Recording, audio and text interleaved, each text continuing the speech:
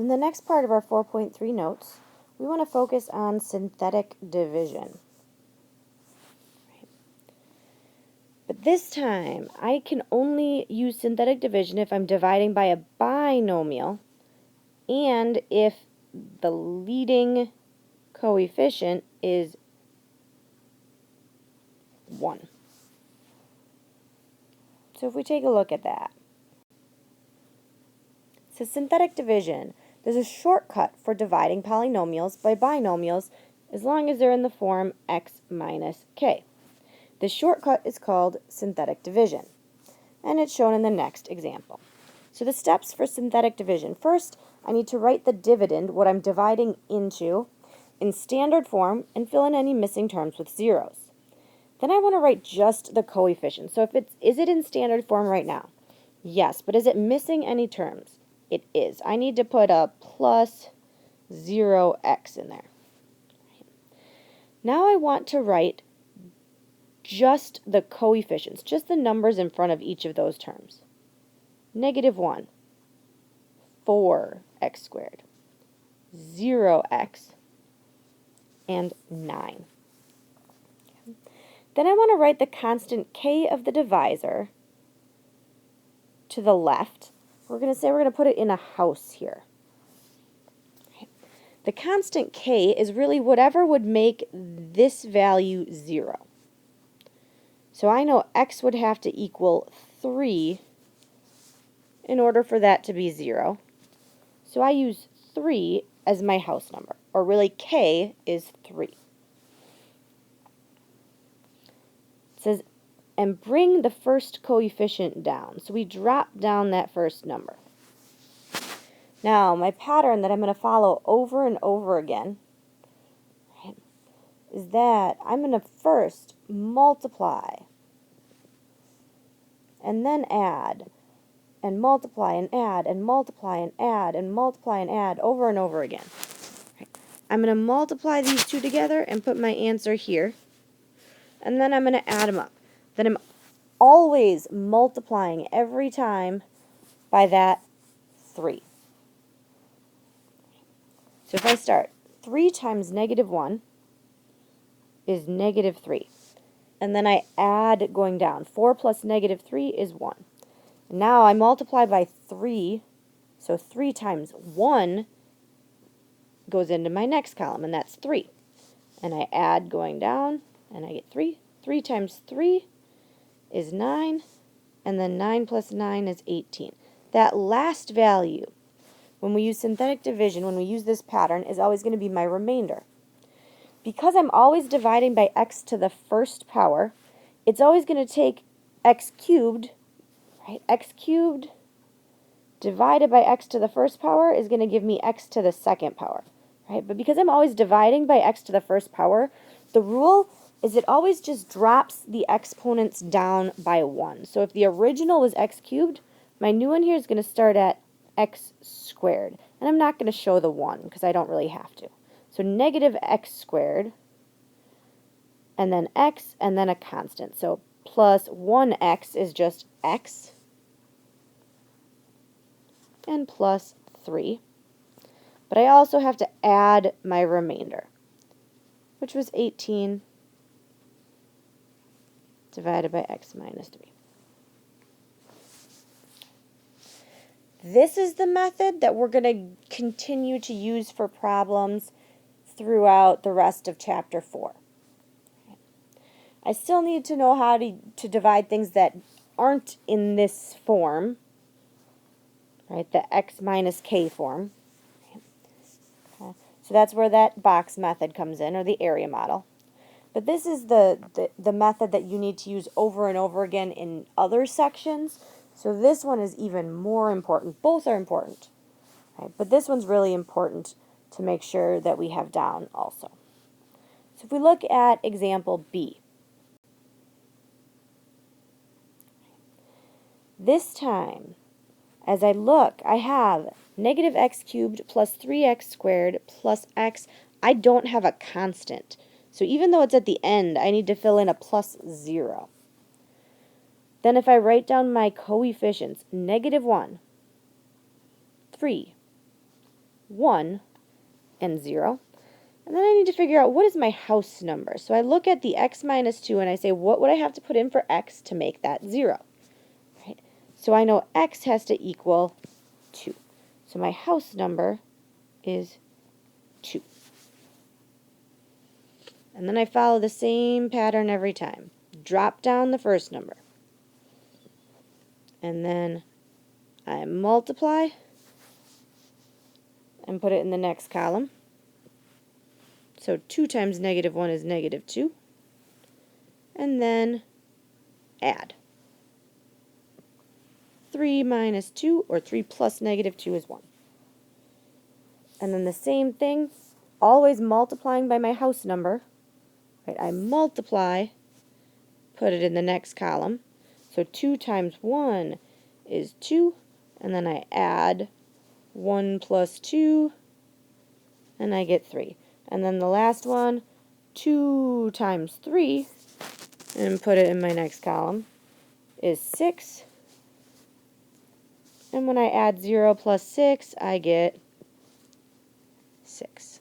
That last value is always my remainder. My problem started with x cubed, so my answer is going to drop down one exponent, and I'm going to have x squared, and then x to the first, and then a constant. So negative 1x squared is just negative x squared. 1x is plus x, and then plus 3. Plus, I had a remainder of 6. That means 6 still needs to be divided by x minus 2.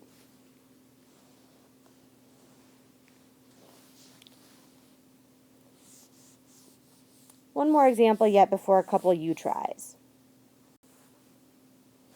Hopefully this method does seem, as we get used to that pattern, like it is a little bit of a shortcut compared to the box method. Right? But again, it's important to be able to go through some of this stuff a little bit quicker, right, for the stuff we're going to do later, where one problem takes up like a whole page, right, and we have to check a bunch of numbers with division. Right? So we want to know this method also. This time I look at my polynomial. It's already in standard form and there's nothing missing. So I just have to write down my coefficients. 3, negative 2, 2, and negative 5. Then I look at my x plus 1 and say, what is my house number going to be over here? Well, what would make that 0? That would be if x equals negative 1. So I have to put a negative 1 in that box. And then I follow the same pattern over and over again. I multiply and then add. Negative 1 times 3 is negative 3. And if I add, I get negative 5. Negative 1 times negative 5 is 5. When I add, I get 7. Negative 1 times 7 is negative 7. And I add to get negative 12. The last value is my remainder. And I drop down my values one exponent. So if the original was an x cubed, my answer is going to be x squared, x, and a constant. So 3x squared minus 5x plus 7. Again, I could put minus, but because sometimes it gets messy and we can't change it, I like to put plus. Negative 12 still needs to be divided by x plus 1.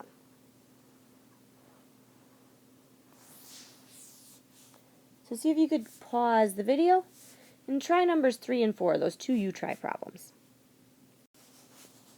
Again, hopefully you paused. I'm now taking a look at 3 and 4. In number 3, my polynomial is already in standard form, and there's not any missing terms. So I can just write down my coefficients, 1, negative 2, negative 26, and negative 16. But then I need to look at my house number. What would make this 0? Well, that would be if x was negative 4. So I'm going to put a negative 4 over here. If I drop down my 1, negative 4 times 1 is negative 4. And then I add, and I get negative 6. Negative 4 times negative 6 is positive 24. When I add, I get negative 2. Negative times a negative is a positive, and 4 times 2 is 8. When I add, I get negative 8. So to write my final answer, I know I drop my exponent down from x cubed to x squared. I always drop it down 1, right, because x cubed divided by x is x squared, so to start, and then x and a constant. So 1x squared is just x squared, minus 6x minus 2. Plus I have a remainder of negative 8 that still needs to be divided by x plus 4.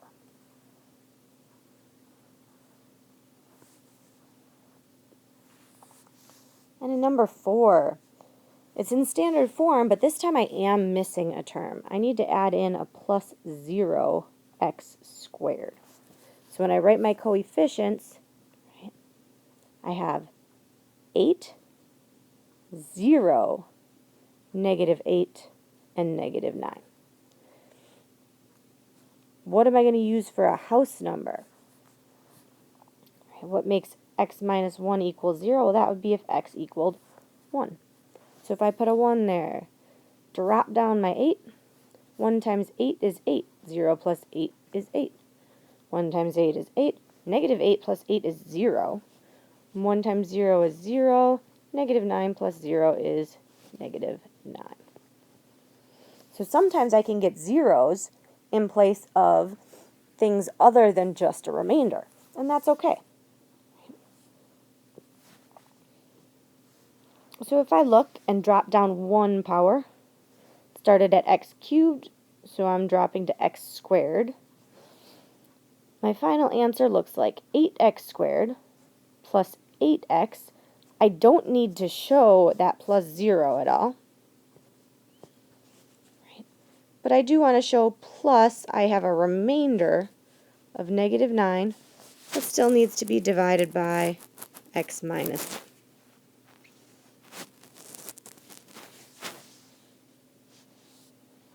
And we have one more way to look at that we're going to use synthetic division, or the idea of synthetic division, in our next example. And what that is it says, if I take that x equals 1 and plug in 1 for x in my original polynomial, 8 times 1 cubed minus 8 times 1 minus 9, it turns out is negative 9. If I plug negative 4 in for x in my original polynomial here, negative 4 cubed minus 2 times negative 4 squared minus 26 times negative 4 minus 16, turns out that actually equals negative 8. Take a second and look at those numbers. Negative 8 and negative 9. Do those show up anywhere in our problem? So we can use synthetic division to evaluate things. That remainder, right, is actually the value of my polynomial when I plug in negative 4, or my polynomial when I plug in 1, whatever the value was of my house number. Right? So that's what we're going to look at a couple examples of in that next video.